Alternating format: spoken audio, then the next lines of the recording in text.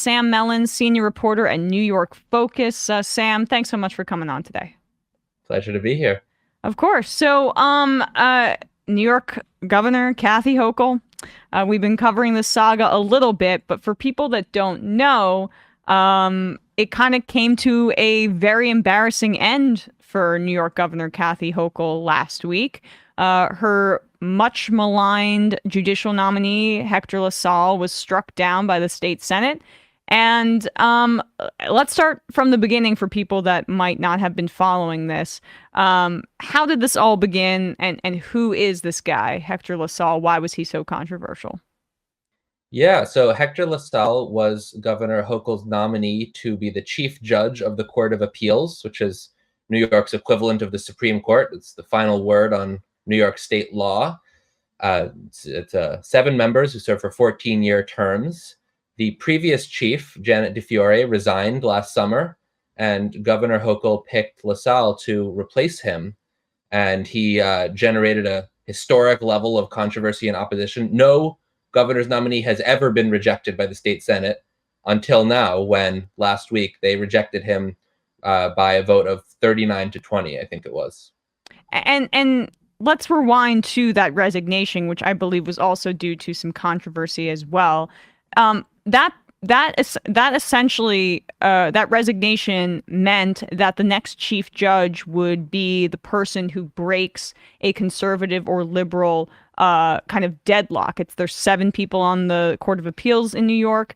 Then because of this resignation, there was 3 on each side. So this was incredibly important. And in New York State, there was a history of the former governor, the disgraced Andrew Cuomo, putting conservative judges on the state Supreme Court to kind of hamstring the progressive wing of his party and also do some favors for people that he knew, right?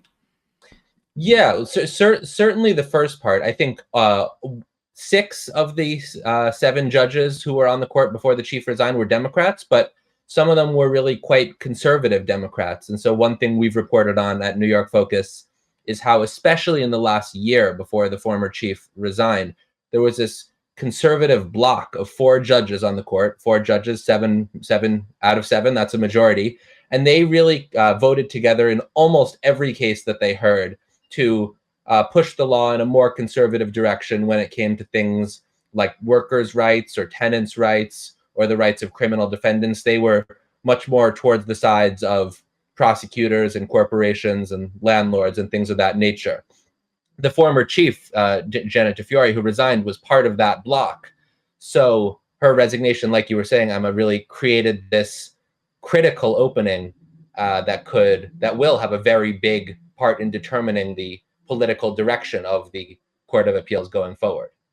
So that's, part of why Hector LaSalle was so controversial, right? He has a sparse history, one that involves being a bit anti-labor, being a bit anti-abortion, and particularly in this moment, when you're a Democratic governor, you are in a Democratic state, you're going to nominate a guy who's got a shady record on abortion? It's as tone deaf as it gets, and that's where the controversy started, and the progressive wing in the state Senate kind of led that opposition. So let's go to that point, right before he was brought in front of the Judiciary Committee. Yeah, and one thing I think it's important to mention is that some of the most progressive senators were the first to say that they would oppose him within hours of when the governor nominated him in December. But it was not at all just progressives who opposed LaSalle's confirmation.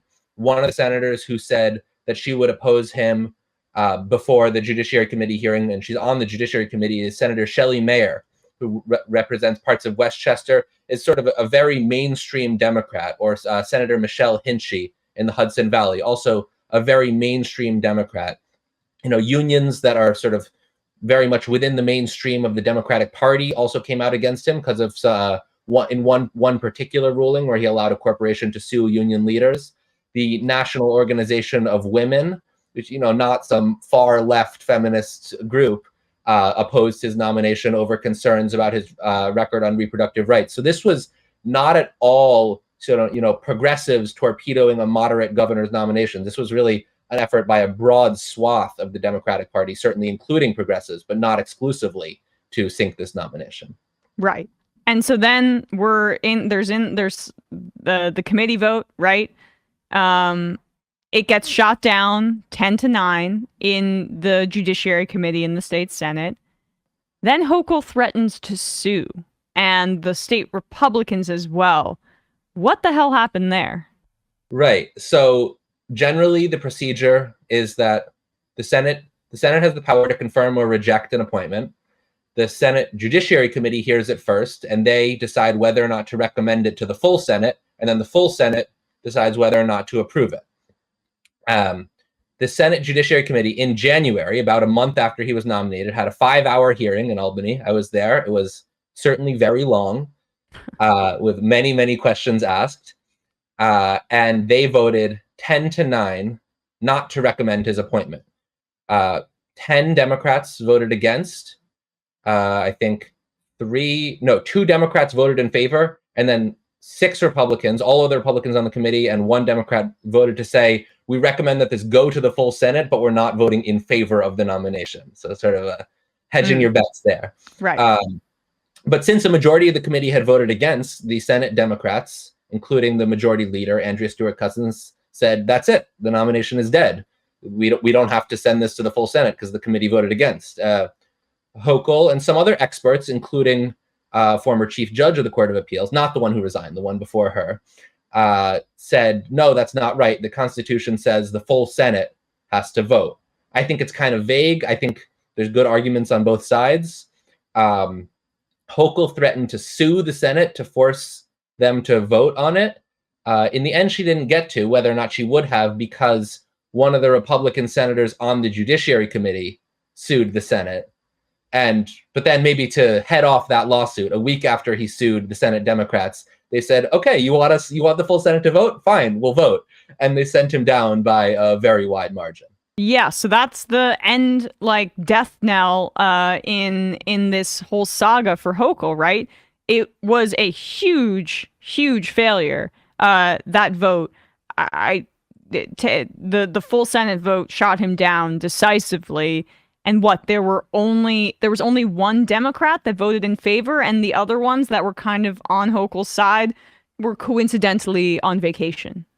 Yeah, it was certainly no accident that the vote was scheduled for when some of LaSalle's biggest supporters in the Democratic Party were not in town. One of them was out of the country. I'm sure that was intentional on the part of Senate leadership. Hochul herself was in New York City, not in Albany, to do any arm twisting that she might have. Not that I think it would have made a difference. So that was a very carefully chosen moment for sure. But yeah, after that vote, there's now no dispute. His nomination has been rejected. The process to replace the former chief has to start again. And yeah, it's certainly, I think, easily the most significant defeat from the governor for the governor in her time in office so far, and all the more so because it was overwhelmingly members of her own party that rejected this nominee. The Republicans actually voted for him with 1 or 2 exceptions. So, I mean, now this is, I'm asking you to editorialize maybe, or also just see if you guys at New York Focus have any intel on this. What was she thinking? I mean, why this commitment, especially after it was an underwhelming election for her? I mean, she only beat Lee Zeldin by 5 points or so, Bradley?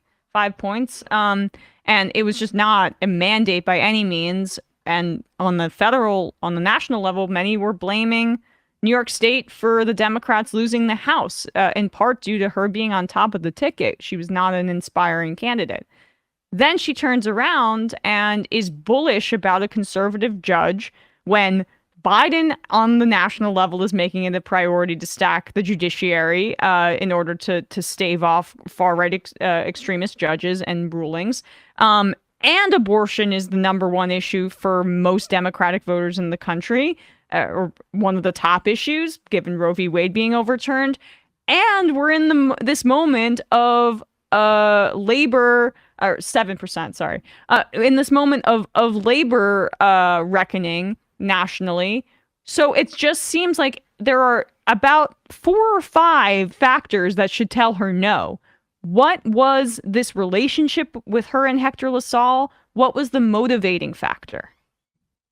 Yeah, that's sort of the $1 million question. And there's certainly no evidence of any sort of, corruption or shady dealings or anything. That's no one has suggested that was something in play. So I want to rule that out.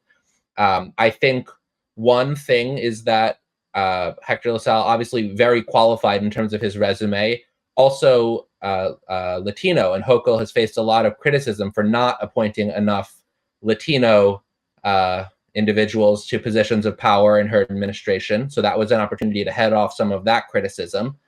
I think if you look at Governor Hochul's record in government since she was in local government in the Buffalo area, this, in a certain way, is consistent with her political values. She's generally been a moderate. She had support from some generally right-wing groups when she served as a Democrat in Congress.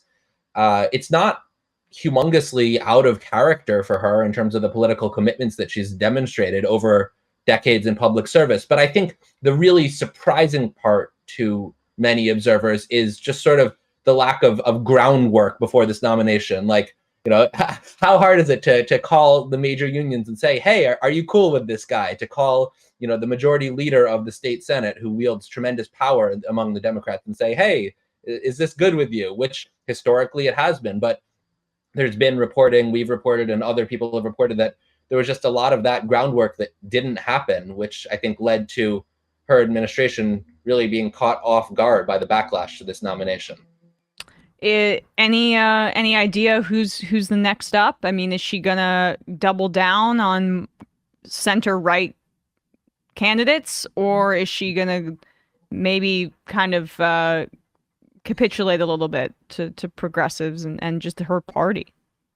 Yeah, that's a great question. I really do not know the answer, but I promise you we will be looking at it very closely. We'll be following along.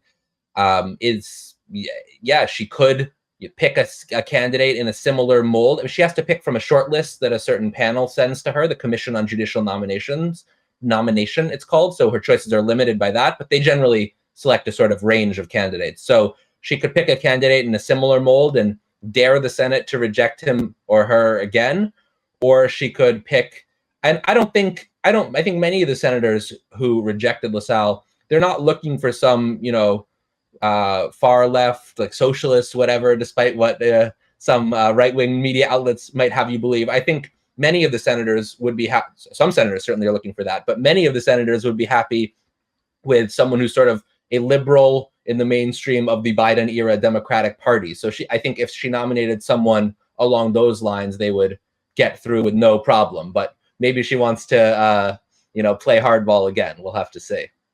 My God. All right. Well, her political acumen leaves a lot to be desired, in my opinion. But Sam Mellins, senior reporter at New York Focus, thanks for your time today and breaking down this whole bizarre moment in New York politics. Great to talk to you, Emma. Thanks. Thanks.